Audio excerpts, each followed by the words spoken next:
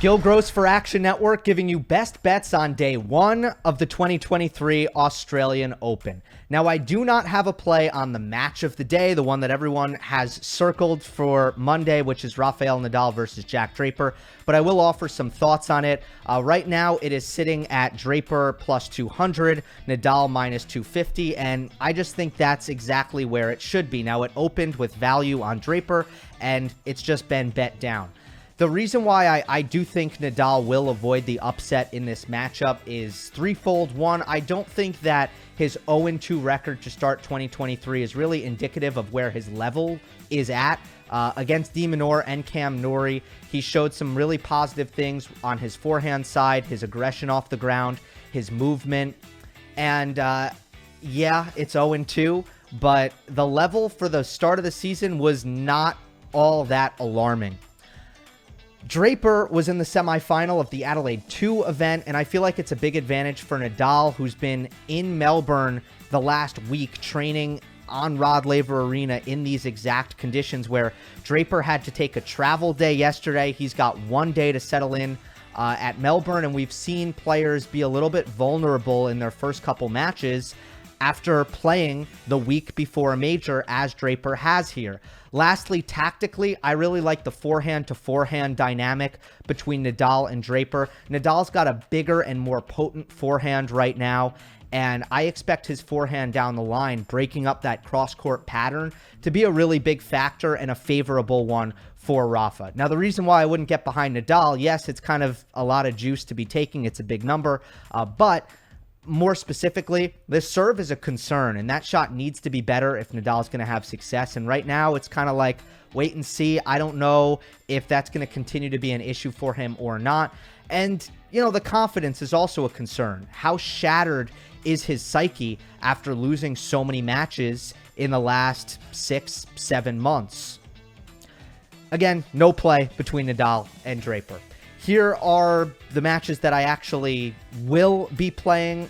Brandon Nakashima, minus 175 against Mackie McDonald. I am surprised that Nakashima is not a bigger favorite in this one. You look at their hard court records last year, Nakashima was 26-17, and he was trending up towards the end of the year, winning a title in San Diego, winning a second indoor hard court title at the ATP Next Gen Finals. Mackie McDonald was average, one match below 500, 20-21 hard court record. Nakashima's got a much better serve. That's the biggest difference between these two guys. And as I'll get to on the next two plays, these are quick conditions in Australia. These Dunlop balls, these hard courts, they play fast. Big serving and better serving is a really, really big advantage. Not to mention Nakashima's biggest weakness, probably his forehand return. McDonald really doesn't have the serve that can take advantage of that. So Brandon Nakashima at minus 175. Next up is Lloyd Harris. He's plus 215 against Lorenzo Musetti. I believe the number 17 seed coming into the event.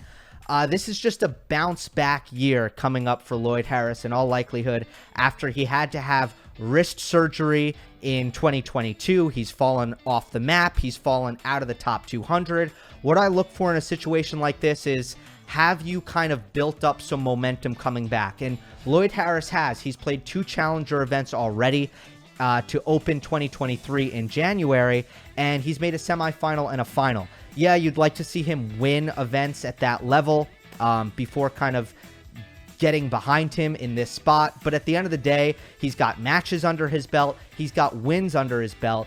And he's a player with huge weapons who showed, his level in 2021. He's gone deep at hard court majors, even a quarterfinal at the U.S. Open.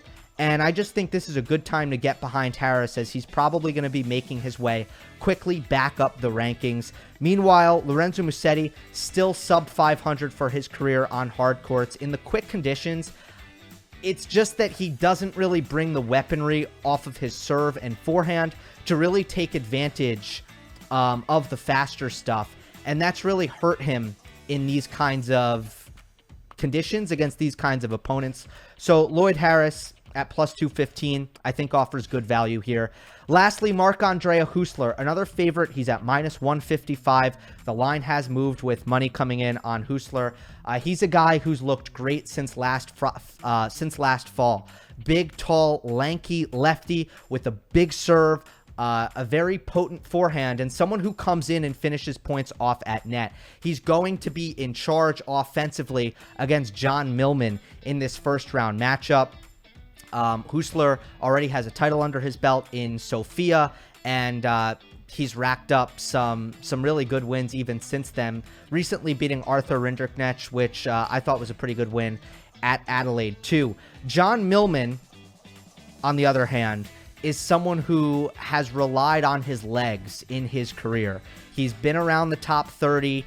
He's just starting to fall off because he's someone who relies on his physicality, and now he's over 30 years old, and the athleticism is declining, and he's starting to really struggle. He was 9-17 last year overall. There were some health issues, but I think in quick conditions, I'm taking a guy with bigger weapons, someone who's on the ascendancy against someone who's on the decline. And I believe as 2023 rolls on, that'll become more and more clear. This is a number, minus 155 with Huesler, that I don't think you're getting 2, 3, 4 months from now. A matchup where I think Huesler is really on his way up and Millman is on his way down. So that's it for day one. Hope you enjoy the tennis, everyone.